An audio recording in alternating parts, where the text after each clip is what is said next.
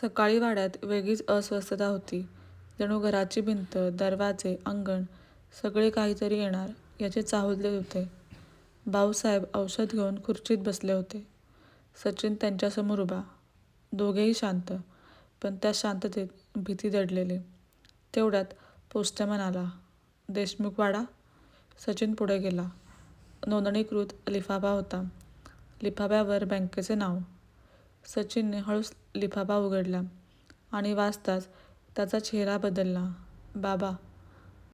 भाऊसाहेबांनी डोळे उघडले. जमिनीवर कर्जाचं नोटीस आहे. घरात एकदम खळबळ उडाली. कर्ज? आपल्या नावावर? कधी घेतलं?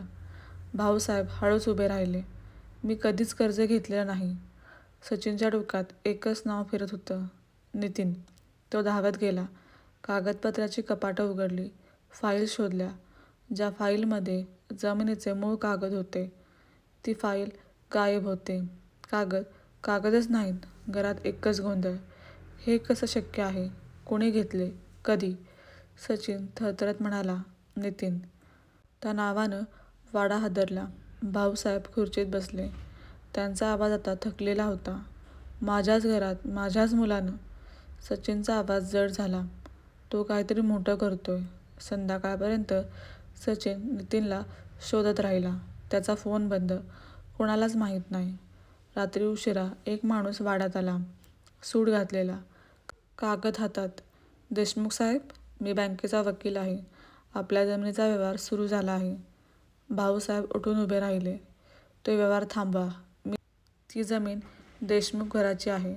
वकील शांतपणे म्हणाला, कागद आमच्याकडे आहेत.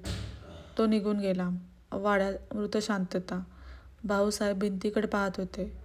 सचिन, जर ही जमीन गेली तर हा वाडा संपेल. सचिनचे डोळे पेटले. हा वाडा मी जाऊ देणार नाही. तो बाहेर पडला आणि मनात ठरवलं, नितीनला शोधायचं. काहीही करून. कारण आता ही फक्त घराची गोष्ट नव्हती. ही देशमुख वाड्याच्या अस्तित्वाची लढाई होती.